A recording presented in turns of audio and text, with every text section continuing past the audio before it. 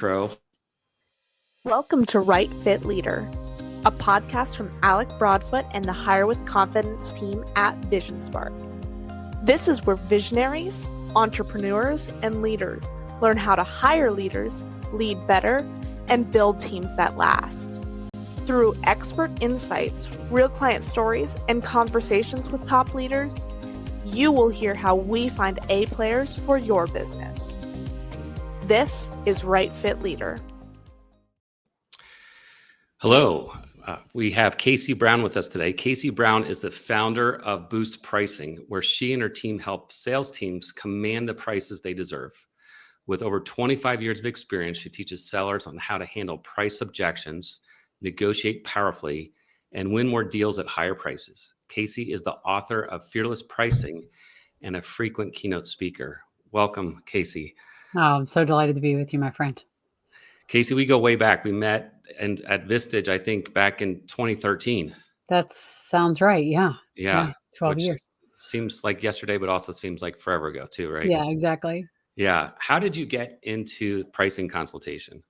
So it wasn't on my vision board as a kid. I didn't know that it existed as a field, but kind of by accident in my early days of my career at General Electric, I was a Six Sigma black belt and did a rotation in pricing and just kind of fell in love with it. I find it to be the intersection of art and science and people and process and data and psychology. I think on paper, it looks really simple, right? Exchange value for money.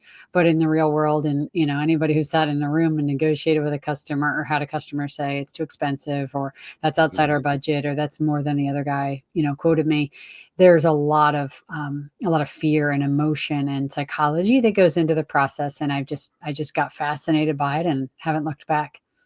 I just realized we have things in common with our business, because it is the intersection of data and psychology and art and science with what we do in terms of hiring. So when you hear the phrase right fit leader, what does that mean to you? First and foremost, core values alignment. Nothing can happen if there isn't good, strong core values alignment. They could be talented and experienced and successful, but if there's a core values mismatch, it's a no-go. So that's step one of any right fit leader. I think also, and I look at this in this sort of maybe through the EOS lens of visionary integrator, or somebody to join the leadership team, there's got to be kind of a puzzle piece fit. In other words, stuff that I'm great at, better said, stuff that I struggle with or isn't my strength. That's what they love to do. And so it's sort of a complementary set of unique abilities that allows them to thrive and shine where they're excellent and where I tend not to be, and vice versa. That frees me up to thrive and shine where I have something unique to offer. So to me, that's what right fit leader looks like. Yeah, that's awesome. We've all made hiring mistakes, me included. I've made my fair share. What's one of the toughest lessons you've learned or witnessed from a leadership hire that didn't work out? I joke that we need a few hours for this because I've made plenty of hiring mistakes. I've also hired some rock stars. So I would say for me, one of the biggest lessons learned is I know that I'm not a particularly strong hirer. It's not a strength of mine. I think that's, maybe common for plenty of people in my position. I love to build relationships. I get very enthusiastic. I jump 10 steps ahead. I have a high, quick start. Like I'm ready to go. And if I like someone and I think they like me and what I'm saying about our company, it's really easy for me to sort of fall in love with the decision of a yes too quickly. And so knowing that that's not a strength of mine and knowing that my tendency is to move too quickly, I think I've learned I have to slow down and put a process and ideally some help. So a firm like a VisionSpark, some help with people that are experts at this and who are great at it, because it is not not only is it not my superpower, I would argue it's maybe it's a very big weakness of mine. And in needing some structure and some help with people that are great at it is a lesson I've learned. Yeah. Awesome. I promise they didn't pay me to say that. Yeah. Thank you for the kind words. So you work with leaders who struggle with raising prices, and they fear losing clients maybe. Yes. I see something similar in what I do. I work with leaders who don't really want to increase their salary because I think they fear it'll hurt their bottom line. So Mhm. from your perspective, what's really behind that mindset, and how can leaders shift their thinking to focus on value instead of fear? There's two things I would say to answer that, and they're both sort of from behavioral psychology. So one is the negativity bias. We recall negative events with greater frequency and intensity than positive events, and so that causes us to lean into scarcity mindset. We're afraid. Fear is a very, very powerful emotion. It limits our behavior. It limits our decision making. And I would say in both cases, there's fear. And you're the expert on the hiring piece, but I'll say for pricing, we are really afraid of what might happen. And we think, there could be 20 deals that a customer says yes to us. One customer tells us, no, your prices are too high. All of a sudden we think, oh my gosh, our prices are too high. We over respond and overreact to the negative. That's one. Another thing is sort of the status quo bias. So sort of the idea that like what we're doing right now is not the risk. The risk is in making a change. But I would say the status quo is also, we are living out the risk of the decisions we're already making. So in the pricing example, if we are afraid, if we raise prices, we'll lose customers, that looks like a risk compared to our current situation. But I would argue our current situation is we are living out the reality of underpricing. We are already costing ourselves tens of thousands or hundreds of thousands or even millions of dollars of profit because we are unwilling to look at the alternative, or the alternative frightens us. So I think the watch out there, or the advice there, is don't underestimate the cost of the status quo. Mhm. Don't underestimate the risk that creates for you. It robs you of, in the pricing case, it robs you of resources you could use to grow, innovate, add new lines of business, hire more people, pay your people better. So those two things are the things that come up for me. There's lots of things here, right? And we could, I can dive deep and geek out about brain science and all the reasons that fear stops us. But I think it's really rooted. The most sort of obvious answer to me is rooted in those two things. What do you think? Yeah, well, a couple of thoughts. One, just a story of when I first was an entrepreneur. I bought a business when I was 25 years old. We sold a reference guide, and we sold this reference guide for $21.95. It was a mail order. We'd send out our flyers to our customer base with an 800 number. They'd call us when the new reference guides was available. It was $21.95. And for years, we kept it at $21.95 for fear that it was going to go up, or we were going to lose clients. We thought they were so sensitive that we had to keep it as close to $20 as possible. Yeah. And the printer raised our price every year. And finally, I'm like, that's it. We're just going to take the leap. So we raised it to $23.95. And we had hundreds of customers that said, is your book still $23.95? And in their mind, it's been the same price for the last few years. They had no realization that we raised the price on them. 100%. So yeah. So Yeah. that's my first story into pricing. I think when it comes to hiring, we talk with clients and we say, we ask them what their budget is for a position. Many times they don't have a budget. They're like, whatever you guys think. I want the best talent. And other companies will say, hey, our budget's $150K or $120K or $200K.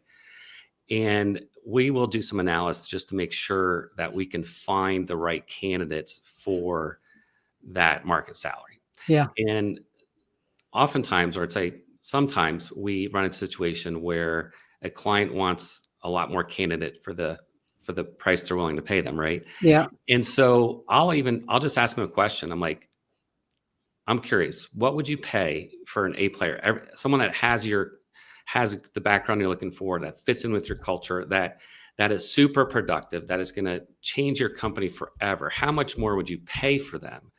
And they always say pay 10 to 20% more. And so, if you pay 10 to 20% more, you're going to get a lot better candidate pool. You have a lot more choices to choose from. And we all know that A players run circles around B players. And so I always find that question is kind of an aha for them, right? And I think, going back to what you do, right? You can kind of almost say the same thing, right? I think there's a couple of really interesting lessons in that. First of all, when we as buyers set a budget, we're setting a budget around the idea of what a pretty good answer looks like to us, Hmm. because we don't let ourselves, and I think there's lots of reasons we don't let ourselves dream of, like, what if this were, the idea that they have a budget and that's the limit. And then when you paint a picture of excellence, Hmm. suddenly that budget is no longer the budget, right? And I think the analog in pricing is like, our customers are price sensitive around what our prices are, not necessarily because they aren't willing to pay it, but because they cannot actually imagine the excellence that we're telling them we can provide. And so the problem is not the price. The problem is their belief in our ability to serve them at that level. And too often when we, maybe present our value, or we teach them what we're going to do or how we're going to help them, and they say, oh, that's too expensive, we rush in and solve the pricing problem, but it's not a pricing problem.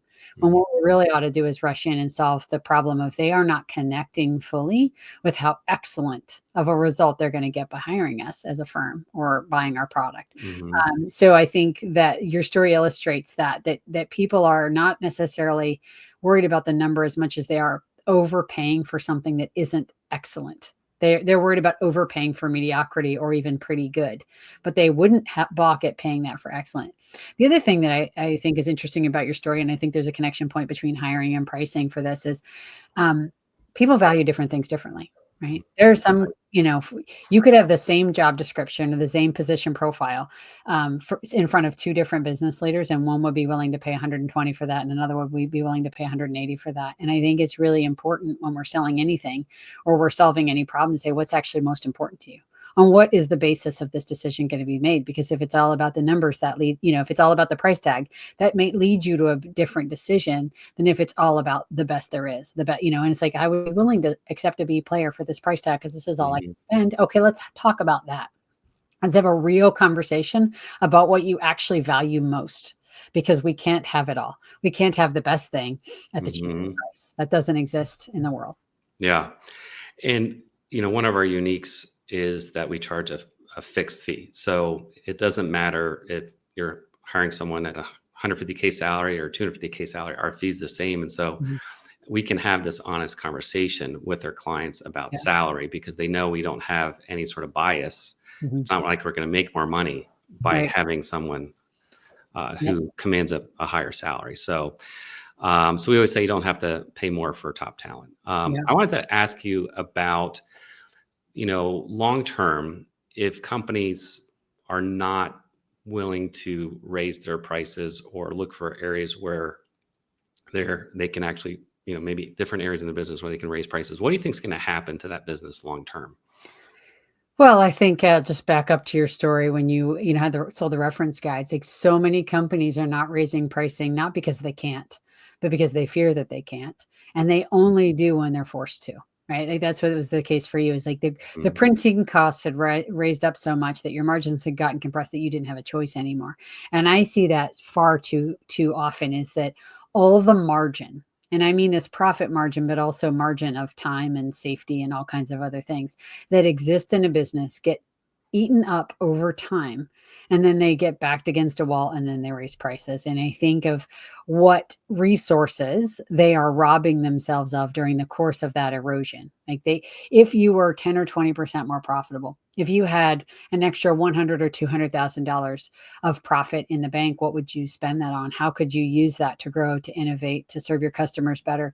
And you think about the opportunity cost of being not just like able to survive, but to thrive.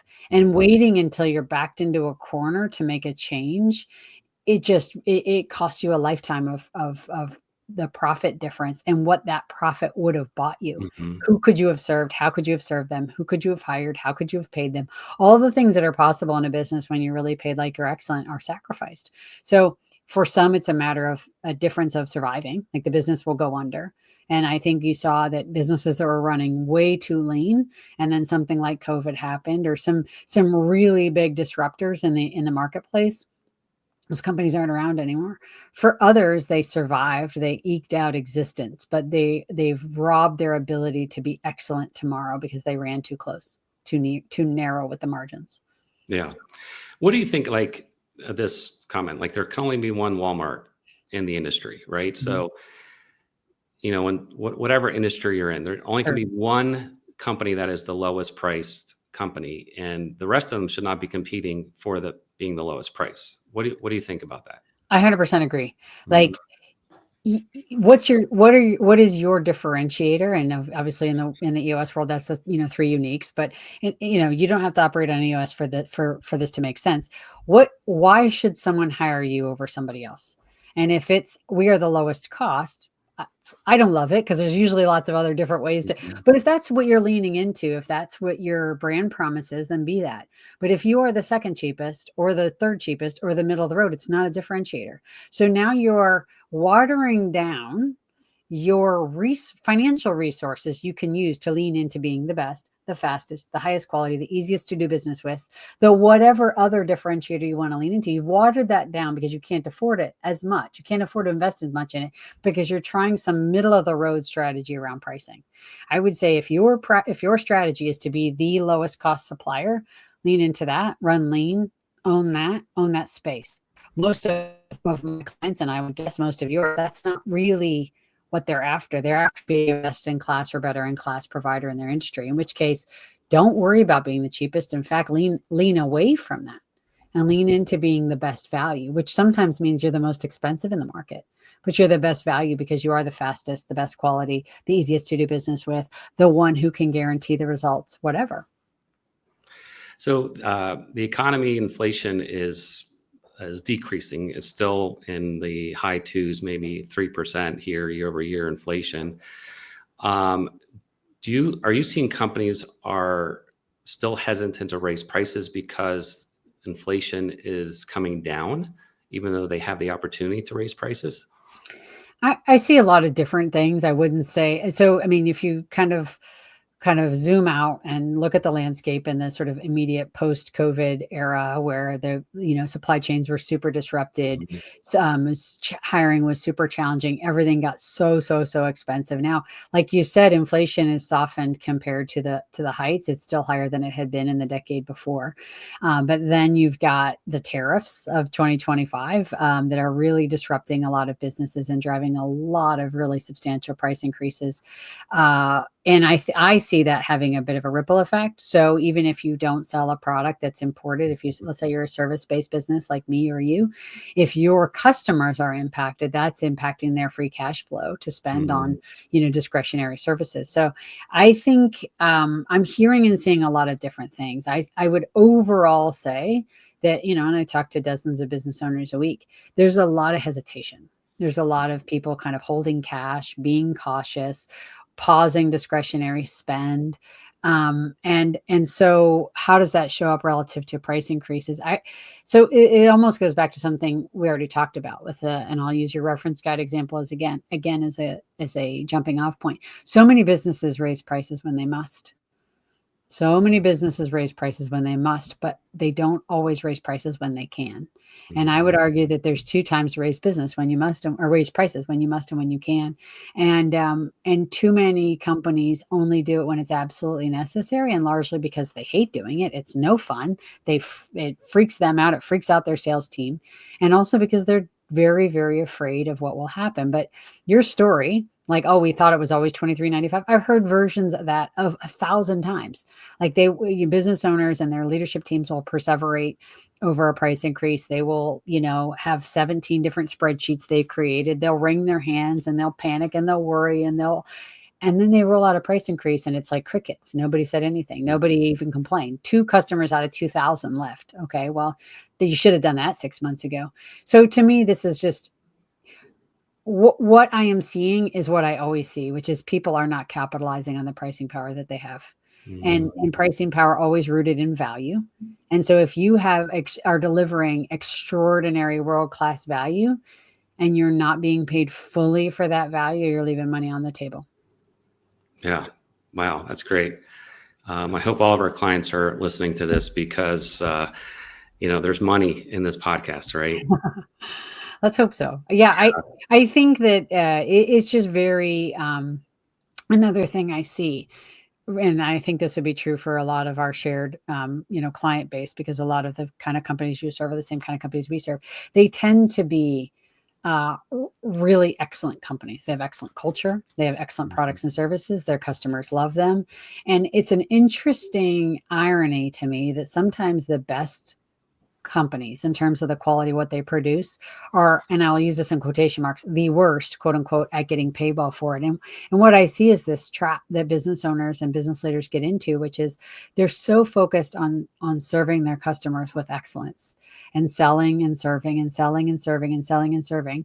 They get on kind of a hamster wheel. And the thing that gets pinched, the thing that gets the least focus and attention is making sure they're actually asking for high enough prices for it.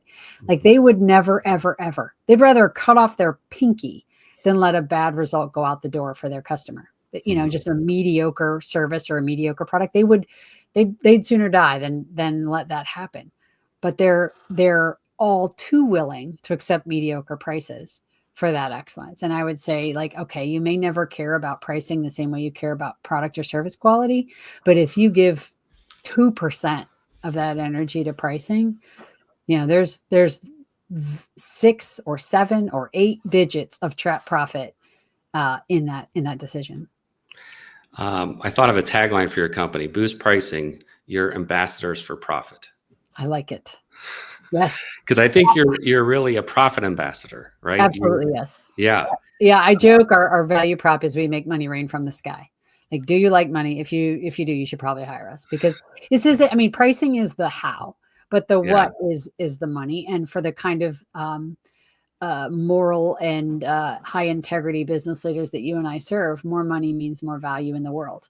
Means making a bigger difference, means helping their employees and their families. It means helping their customers and all that they serve. So there's just like all of the stakeholders who count on you are better served when you charge enough. All of them. Right. Absolutely. Can you share an example of a client you've helped? You know, maybe they were hesitant to raise prices and they finally did, and what the outcome was? Sure. We worked not too long ago with an engineering firm. So the nature of engineering firms, they operate a lot, most of them a lot like an accounting firm or a law firm, which is they don't have a sales team. It's a little kind of a seller-doer model where the engineers are the ones quoting on the engineering project. They're putting together the scope of work. They're writing the proposal. They're making the pricing decisions. They're presenting it to the customer. And when the customer says yes, then the engineers are the one doing the work. And what I commonly see with this sort of seller-doer model is that the selling part of the job is not the part they like. They don't enjoy it. They don't embrace it. They don't identify with it. So in other words, if you walked into a room full of engineers who work for an engineering firm and you called them salespeople, they'd be offended. They'd feel like you were insulting them because they have some kind of idea of what it means to be in sales, like it's dirty or it's gross or it's manipulative, or I don't know, they're conjuring in their head an image of, you know, somebody like a used car salesman, kind of quintessentially, right? Why I am telling this story. So we do our training program with them. We have this 10-week program we do with an hour a week. It's not a big time commitment, but at the closure of the 10 weeks, what has changed is not suddenly there's this whole new framework in place, or there's this whole new pricing strategy and structure in place. What has changed the most is the mindset of the sellers.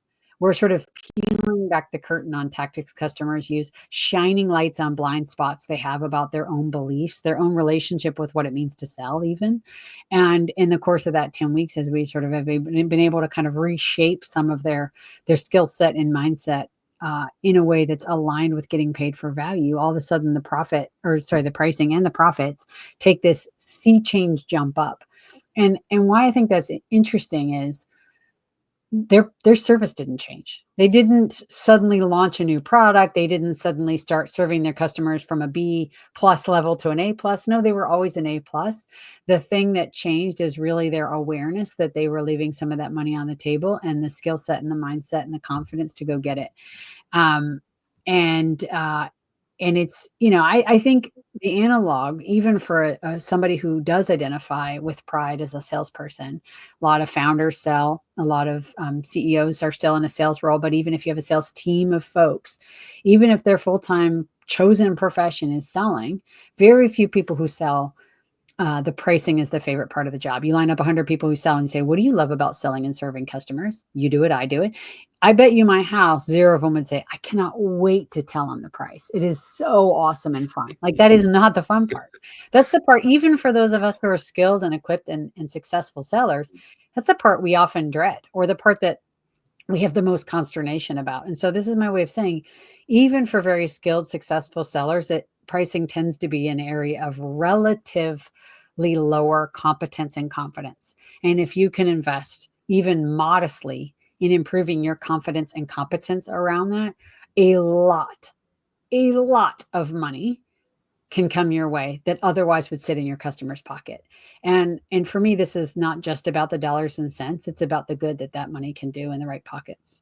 Yeah, I love it. So you have different services that your company offers. Tell us about the different services and how you work with your clients. Oh, thanks for asking that. Yeah, there's two main ways. So we have, two main paths, I should say. We have a path called Achieve as One, which is a set of offerings really tuned to what I call the solo seller. So imagine you're a solopreneur, or you're a founder who has a small team, but you still do all the selling, or maybe you've hired your first salesperson. So there's one person who's on the team who sells, and they aren't necessarily part of a larger sales team, but they still do want access to the kind of skills, knowledge, tools that I'm talking about. So we have a set of products and services tuned to the solo seller. The lowest one being sub $500. So, try to keep it really in reach for those tiny businesses. The other path is what we call the profit mastery path. And that's really a series of offerings designed for teams. And we have a couple different ways we work with teams. We can come and do a half-day workshop in person for a team. But the 10-week program I referenced with the engineering firm is where we do most of our work. That's our flagship program. It's called Boost Advantage. It's 10 weeks, an hour a week. Not a big lift in terms of time and effort. And the returns that clients are seeing are 10 to 100x or more in terms of the dollars invested. So if you have a sales team that you would not rate A+++ at selling value and securing higher prices, give us a call. I'd love to help. Yeah. And how do they reach out to you, Casey? Yeah. So I would, the short answer is the best place to find a lot of resources and to reach out to us is on our website. So boostpricing.com, boost like the energy drink, boostpricing.com. We have a resources tab on our website that has tons of free resources. So videos, blogs, link to buy the book. You can get the book for sub $10 on Kindle. So we want to have a offerings for every price point. So if you don't have any money to spend on this, we want to be able to help you. If you have, 10 or a couple $100 we want to be able to help you. And then we obviously the team programs go from there. But we have a contact us form. You can reach out to us there. I also will mention a lot of resources. I do a lot of content on LinkedIn. I make a lot of videos and write a lot on LinkedIn. So if you are just wanting to get more confident and better at pricing a little bit at a time, connect with me on LinkedIn or follow me there, and you can get a steady dose of confidence building, because as probably evidenced by this point in the conversation, this isn't a problem that the answer is found in the spreadsheet. Most of the issues with pricing confidence really root in the 6 inches between our ears, our head trash, our self-limiting beliefs, and our fears. And if we can kind of shine a light on that and dismantle some of those things, see that those some self-limiting beliefs aren't true, then what is possible on the other side of that is a pile of money and the good that can come from it. And your book, you wrote the book, you mentioned that, and you sent me a copy, which I really appreciate. It was on my desk for about a day, and my integrator, John, he's like, are you reading that book, Alec? I'm like, do you want to read it? He's like, I'd love to read it. And so he snagged the book, and that's the first book that he's wanted to read. And I have lots of books that come through my office, and he's not interested, but that was the first one. So that I think it's a great book for all the second in commands, integrators, number 2 leaders out there. For sure. Visionaries, we are all about heart and vision and culture and big relationships and emotion.